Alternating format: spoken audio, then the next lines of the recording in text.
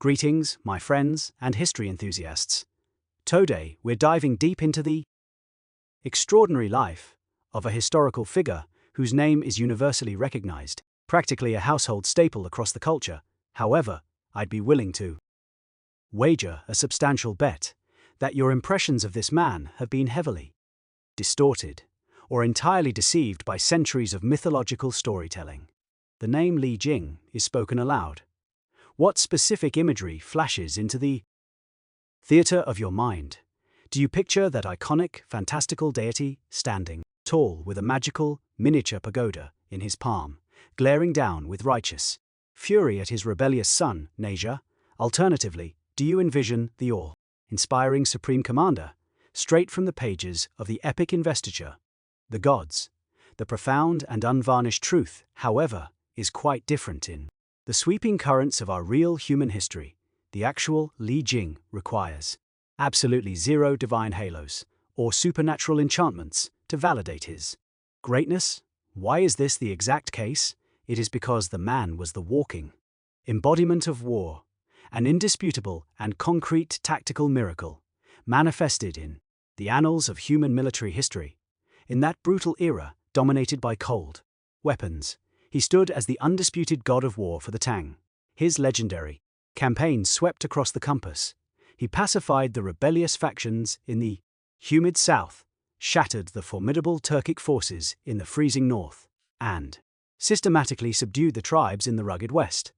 It can be stated without a single shred of exaggeration that well over half of the vast, sprawling territory claimed by the empire during the early Tang Dynasty was carved out and secured by his relentless sword.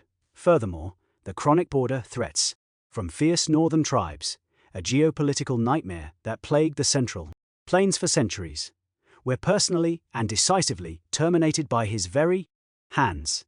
But what is arguably even more mind-boggling, and perhaps terrifying when you analyze the historical context, is his absolutely incredible political survival. We are talking about a ruthless, cutthroat feudal era, defined by the chilling reality that when the hunting ends, the loyal hound is boiled for meat. In such treacherous times, the most invincible gods of war, like the fearsome Bai Qi or the brilliant Han Qinhu, overwhelmingly failed to escape the tragic fate of violent death. Their military utility had finally expired. Yet, this phenomenal commander Li Jing achieved the impossible. Despite possessing military merits so astronomically high that they could have easily threatened the sovereign himself, he navigated the perilous reigns of 3 successive emperors. He transitioned from a glorious general on the battlefield to a powerful minister in the imperial court, ultimately dying a peaceful death at 79. Following his passing, he was granted the supreme honor of being buried alongside the emperor at the Jiaoling Mausoleum, securing his immortal place among the elite founding officials, immortalized forever in the Lingian Pavilion. Who exactly was this unfathomable individual? How did he produce miraculous statistics on blood-soaked battlefields, while surviving the incredibly lethal games of imperial politics? Today, let's peel back the fogs of time and history to guide you toward a genuine understanding of the Tang Dynasty's ultimate premier god of war, the illustrious Lord Wei of Li Jing. Before we delve into his superhuman military track record, we must first examine the trajectory of his early life. If forced to summarize his initial decades in few words, the description would undeniably be a quintessential, agonizing late bloomer. Li Jing, whose courtesy name was Yaoshi, hailed from the region of Sanyuan in Yongzhou. It is crucial to understand he was no destitute underdog. Fighting his way up from the mud, he was born into a highly established, bureaucratic family. His very genetic code was saturated with elite military legacy. His uncle was none other than Han Qinhu, a famously successful general of the preceding Sui dynasty. Just how exceptionally talented was this young nephew? Whenever Han Qinhu engaged in deep, theoretical discussions with him, the older man would become so overwhelmingly excited, he'd slam his hands on the table, shouting absolute praises. Han Qinhu once bestowed upon Li Jing the highest compliment, declaring that in all the vastness of this great world, the only person truly capable of discussing ancient military strategies, like Sun Tzu and Wu Qi with him, was Li Jing. And yet, despite possessing the most formidable intellect and a mind overflowing with brilliant strategic blueprints, his first half of life was practically defined by terrible luck. Was an absolute uncompromising magnet for misfortune. Let's fast forward the timeline to the twilight years of the Sui dynasty, a period of catastrophic chaos, where the empire fractured and countless warlords rose up. During this era, Li Jing served as a county magistrate, relying on his preternaturally sharp political instincts. He detected the undeniable signs of his superiors' betrayal. The powerful Li Yuan was actively plotting a massive rebellion. That precise moment, Li Jing proudly considered himself loyal and unwavering subject of the Great Sui Empire. Driven by this loyalty, he orchestrated something completely insane, an act that bordered on the comically absurd. To evade the tight security of Li Yuan's operatives, Li Jing deliberately disguised himself as a common condemned criminal, wearing agonizing wooden shackles, trekked to the capital with the sole intention of blowing the whistle and reporting the impending treason to the imperial court. But destiny played a cruel and ironic joke on him as the geopolitical tides shifted with blinding speed. The grand capital of Chang'an was rapidly besieged and utterly conquered by Li Yuan's surging military forces. Consequently, Li Jing, the dutiful, dedicated whistleblower, instantly found himself transformed into an actual prisoner of war. He was bound tightly with ropes and dragged unceremoniously, pushed forcefully onto the bloody execution block, moments away from having his head violently separated in that razor-thin fraction of a second.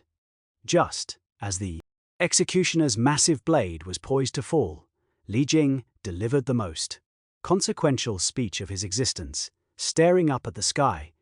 Defiant roar, "You Li Yuan, raised your righteous army with the proclaimed intention of pacifying this chaotic world.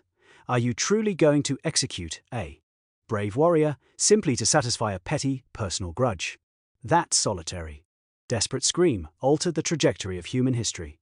His booming words captured the attention of a young man standing nearby, the youthful Li Shimin. He focused his gaze and observed the condemned man closely. He saw an individual possessing an extraordinary, dignified aura and an eloquent, commanding manner of speech. Recognizing instantly that this man was a titan hiding, without a second's hesitation, he pleaded with his father, forcefully snatching Li Jing's life back from the edge, right out from under the executioner's blade. My friends, the significance of this rescue cannot be overstated. By sparing this man, Li Shimin didn't just save a genius, a peerless onsen in a millennium military mind. He effectively secured the sharpest, indestructible immunity amulet and an absolute guarantee of victory for the Tang Empire. From that fateful moment forward, the 47-year-old finally survived his agonizingly long, bitter winter of obscurity, stepping into the radiant light of the ultimate grand stage, where he could unleash his boundless military genius without restraint. If conflicts fought by ordinary generals are simply called battles, the second half of Li Jing's life is an epic, a sprawling history of territorial expansion. For the Tang Empire, his career is perfectly summarized by one modern concept: dimensional strike, an overwhelming attack from a superior plane. If you harbor any doubts about this bold claim, let's meticulously examine his most magical, orchestrated classic campaigns. In the fourth year of the Wu reign, Li Jing formally presented the founding emperor of Tang with 10 brilliantly crafted, highly specific stratagems designed to utterly annihilate the warlord Xiaoxian, who had aggressively carved out a separatist regime in Jiangling. At the time, it was the perilous season of autumn floods. The water levels of the mighty Yangtze River surged dramatically, and the currents were exceptionally violent and terrifyingly swift. Absolutely everyone firmly believed it was practically impossible, and highly dangerous to launch an offensive under hazardous conditions. However, Li Jing forcefully silenced the dissenters, pushed past opposition, revealing his devastating killer logic about the essence of war. The essence of warfare lies in terrifying speed, striking precisely when and where the enemy least expects it. Right now, the river is fiercely flooding. The enemy is convinced we would never dare to cross. This represents the absolute, perfect, heaven-sent opportunity for us to descend upon them out of thin air. The spectacular results unfolded exactly as his brilliant mind calculated. The Tang forces struck with the suddenness of divine troops. Xiaoxian's defending garrisons literally didn't have time. Before the Tang, warships had already reached their city walls. In this beautifully fluid motion, vast tracts of southern territory were seamlessly integrated into the map of the Tang Empire, moving forward to the 6th year of the Wu'ed reign. Treacherous rebellion was ignited in the Jiangnan region by Fu Gongxi, an incredibly tough bone to chew on. The rebel defenses were meticulously fortified, with massive iron chains deployed across the Yangtze River to completely cut off navigation. They also constructed impossibly sturdy fortresses on both banks. The vast majority of contemporary Tang military commanders were fixated, advocating for a direct, bloody frontal assault on these fortresses. Upon hearing their proposals, Li Jing let out a cold sneer. A forced frontal assault is nothing more than marching to our deaths. Those two fortresses are packed with their most elite combatants. Instead, we are going to completely bypass them, strike directly at the heart of the Yellow Dragon, and launch a devastating attack on their most vulnerable core. Once this ingenious stratagem was implemented by the Tang forces, they circumvented the impregnable fortresses and lunged straight toward Danyang, causing Fu Gongxi's defensive network to disintegrate into dust instantly. Using this brilliant maneuver, it took Li Jing a mere 12 months to permanently pacify the chaotic landscape of the Jiangnan region. Yet, the singular campaign that elevated Li Jing to a living god, the battle that caused the entire known world to shiver, was the monumental clash in the 3rd year of Zhengguan. Emperor Tang Taizong issued the decree to launch a massive counteroffensive against the East Turks, a critically important and dangerous mission. Years prior, during the humiliating Waishui alliance, Emperor Li Shimin was violently coerced into bowing his head. Submission to the mighty Jeli Khan of the Turks, the single greatest humiliation the Tang Dynasty had ever endured. Li Jing was appointed supreme commander of the Dingxiang Expeditionary Force. And what breathtaking feat did he actually accomplish? He commanded a microscopic force of 3,000 elite cavalrymen, boldly marching straight into the teeth of freezing winter weather, driving his isolated force deep into hostile enemy territory. To launch a shocking surprise attack on Dingxiang. This unimaginably aggressive maneuver struck Jeli Khan profoundly, causing him to literally question reality in absolute terror. If the Tang army hasn't mobilized its national strength, how could Li Jing possess the audacity to venture this deep? Through this single victory, the unbearable shame was permanently cleansed, and Li Jing was immortalized as a divine entity of war. Even as he advanced into his twilight years, the razor-sharp edge of the god of war didn't dull. In the 9th year of the Zhengguan reign, the belligerent forces of Tuihan aggressively violated the borders. It is imperative to note that Li Jing was 64, actively suffering from a painful foot disease limiting his mobility.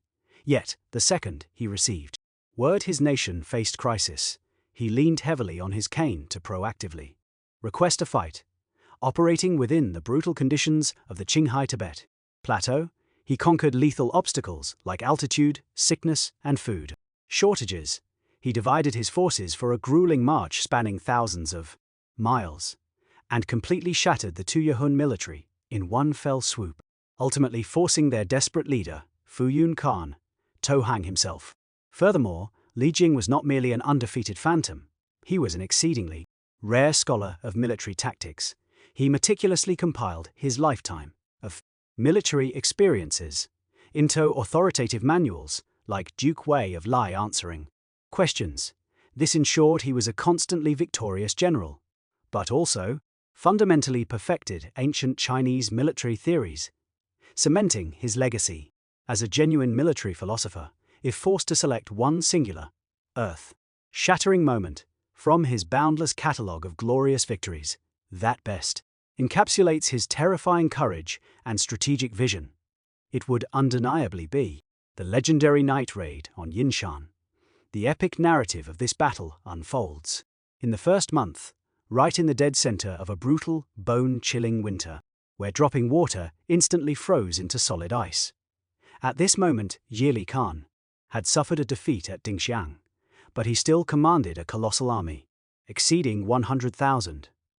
On the surface, he dispatched emissaries to beg for peace, deliberately adopting a highly subservient posture to the great Tang. But what was the actual sinister reality? He was actively deploying a classic stalling tactic.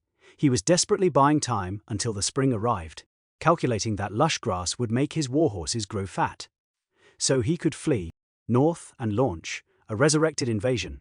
Emperor Li Shimin genuinely attempted to stabilize the situation and dispatched a Tang imperial envoy directly into the Turkic encampment. According to standard logic, executing diplomats is forbidden during war, since both sides were actively participating in formal peace negotiations. The military forces should naturally cease all offensive operations. However, who exactly are we talking about here? We are talking about Li Jing. He wasn't some rigid politician constrained by bureaucratic pleasantries. He was a cold god of war who perceived the ruthless essence. Inside the central command tent, staring at the map, Li Jing finally spoke, his voice dripping with calculated lethality. The emperor has dispatched a diplomatic envoy to offer appeasement. Because of this, Li Yuan's military defenses must be absolutely weakest. This is a once-in-a-thousand-years heaven-sent opportunity to permanently eradicate the Turkic threat once and for all. Upon hearing this, his deputy Zhang Gongjin turned violently pale, cold sweat pouring down his face as he panicked. But commander or envoy Tang Jian is still inside. If we launch an assault right at this very moment, the Turks will instantly realize they have been deceived, and Tang Jian will undeniably be slaughtered. At this pivotal juncture, Li Jing's eyes were sharp as steel, delivered a resolute response that would echo through eternity. This exact scenario is precisely how Han Qinhu destroyed Qi when compared to the grand victory. Why waste pity on him? I urge you to deeply analyze those exact words. What an astonishing level of cold-blooded ruthlessness. Simultaneously, an awe-inspiring display of pure decisiveness. In the grand strategic vision of Li Jing, the biological survival of a single individual was meaningless. Even the potential catastrophic fallout regarding his own career was completely meaningless when weighed against the supreme opportunity. Eliminate a century-long existential threat to the nation. On that very same night, massive snowflakes furiously filled the skies, and violent, freezing winds howled with absolute rage. Taking personal command, Li Jing led a devastating vanguard of 10,000 elite, heavily armored cavalrymen straight into the very teeth of the massive blizzard, carrying only 20 days' worth of combat rations to initiate an epic death charge directly toward the Yinshan encampment, when the iron cavalry violently ripped through the blinding storm, like black lightning manifesting before the gates of the stronghold. Exactly like wrathful deities, Li Yuan suffered a complete collapse. The Turks could never have hallucinated this fatal surprise attack, especially during active peace negotiations and apocalyptic weather conditions. The ensuing battle was a completely one-sided, catastrophic slaughter. The Tang forces aggressively decapitated over 10,000 enemy combatants. They captured over 100,000 men and women, and seized hundreds of thousands heads of livestock. The formerly invincible Li Yuan fled in absolute panic, but he was ultimately captured alive as a miserable prisoner, destined to be escorted all the way back to Chang'an. The mighty East Turkic Khaganate was a terrifying geopolitical entity, that had aggressively ravaged the northern steppes for centuries. It was literally reduced to ashes in a single night. Consequently, the borders of the Tang Empire's massive territory were instantly shoved northward to the edges of the desert.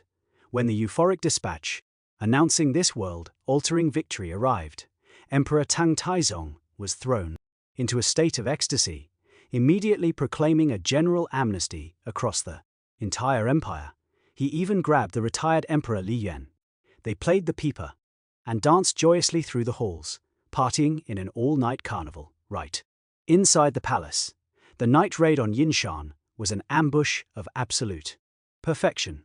Serving as the ultimate textbook example of total surprise warfare, it ensured that the name of Li Jing was permanently engraved at the absolute summit of the highest roll of honor in the entire history of world military strategy. However, regardless of how flawlessly one commands their troops, mastering the art of war merely proves you're a general, knowing precisely how to safely and gracefully retreat when your colossal achievements begin to threaten the sovereign.